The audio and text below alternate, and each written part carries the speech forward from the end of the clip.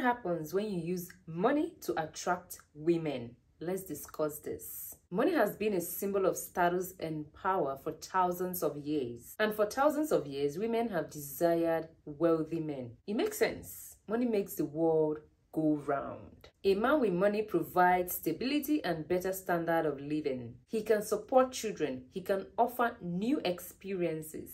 I know that you as a man know this. This is why so many of you work hard, dress to impress, and buy possessions that display your financial status. You want to position yourself as high value mate over other men. However, some guys take this too far. They shower women they just met with absurd amount of money. They pay for fancy dinners, lavish gifts, and high-end vacations. The thing is, overspending doesn't always get you what you desire. It can be a viable option when you're looking for a short-term hookup or a one-night stand. But when you're looking for a more substantial connection, using money to attract women only sabotages your chances. I'm here to argue that money buys you attention, not affection. Number one, it will influence less than you think. As I said, women value money, but the value of money is relative. Money matters much more when it directly impacts your survival. It carries a lot of weight when it is the difference between having food and shelter or starving and being homeless. It matters less when it will just buy you newer smartphones or designers' outfits. While there is still tremendous poverty in the world, global living standards have increased significantly. So in really poor areas, money can still buy romantic loyalty, even if it's not out of true love. But if you're in North America, Europe, or Australia, chances are the women you meet will be in more financial stable conditions. Your money will have less influence. The influence of money is also dictated by scarcity. Not only do more people have a stronger financial foundation, but for young, attractive women, money isn't that hard to come by. Women have their own successful careers and independence. Some have also been financially supported by their family, and it is easy for beautiful women to get men from bars or online dating to spoil them. The point is, throwing money at women isn't going to be enough to make them to stay with you. Number two, you send an unattractive message. But even if your money doesn't buy a woman's loyalty, what is the harm? Isn't it just another tool at your disposal? There's always a catch. When you do this, you're not positioning yourself as a genuine long-term romantic partner. For a woman to seriously consider you, she first has to become emotionally attracted to you. She should want to connect with you for your personality. She should desire your confidence, kindness, character, and sexuality. She must value you as a potential lover first and foremost. Then you can eventually be a provider as well. When you're trying to impress a woman with money, what are you conveying? You're telling her that your primary value is what you can offer. You're showing her that your real assets are your assets, not you.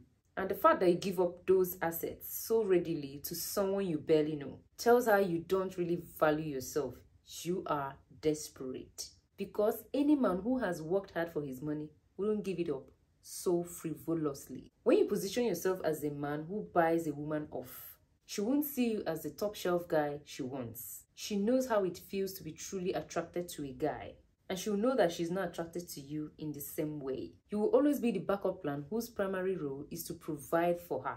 She may settle with you because it is easy, but not because she is in love with you. Number three, you lie to yourself and overlook important people in your life. Maybe you're still trying to justify spending your money on these new women. Maybe you have a lot of money and it is not a big deal to part with some of it. You just want to be a generous, nice person to a woman who may not be as fortunate. Every time I challenge a guy who makes this claim, he eventually reveals that yes, he has ulterior motives. Deep down, he's still trying to manipulate a woman into liking you. You're not as innocent and charitable as you think. Just think. You probably don't do this with other people in your life, especially the ones you don't want to sleep with. If you really want to be generous, think of the people who have cared for you and invested in you for years. Don't they need your support? Couldn't your friends and family use some help? Aren't there charities you care about who could really use that aid? So the fact that you would rather spend your money on a woman you don't even know tells me that you're not doing it out of the kindness of your heart. And if I can see through the ruse, women can too. You attract the wrong women who will leave you. What type of women do you think chase men primarily for their money? But placing yourself as a financial provider first, you're likely to attract women who value money over genuine connection. These are women who care the most about living a lavish lifestyle. They will pretend to be invested in you as long as they get that monetary value. You're also setting her up to consistently expect that kind of spending because that is what she wants out of the relationship. You have to keep financing her lifestyle as long as you are together. I've seen these types of women gaslight men, use sex as a bargaining chip, threaten to leave and cause endless drama. I've watched men keep buying their women big homes, fancy cars, luxurious vacations, plastic surgery procedures, and loads of high-end jewelry. Almost always, they run out of money, even the rich. Many multi-millionaire athletes and celebrities have lost their wealth due to fruitless spending on women or divorce. Eventually, you're going to run out of money, or your woman is going to find a man who she is both attracted to as a person and or has money. When you have nothing left to offer, there is nothing left for her to stay. If you want a casual hookup, be forward and obvious. So when does using money as your primary value work with women? When you're looking for quick sex and not much more. Also, when you're looking for a relationship based on what you both can provide for each other, money, sex, attention, and not based on deep emotional connection. There is nothing absolutely wrong with either of those scenarios. You just have to understand the dynamic and the expectations and not delude yourself into thinking something substantial will happen. The best way I've seen men handle this is by being super forward about wanting a casual, sexual, and almost transactional sugar daddy relationship. These guys approach women and immediately start pampering them. They buy them drinks, offer rides in their sports cars, take them shopping, and wine and dine them in the best restaurants. They even plan spontaneous getaways. But at the same time, they are extremely bold and sexual. They will tell women they are just looking for a casual fun and a good time. They say they aren't looking for a relationship. They flirt openly and don't hesitate to make a move. This places your intentions and expectations above board with a woman. She then can decide if she is down for that kind of arrangement and whether or not she's attracted enough to sleep with you. If she's good with this, you've got a mutual understanding between two adults. Spoil her as you wish and have some fun sex in return.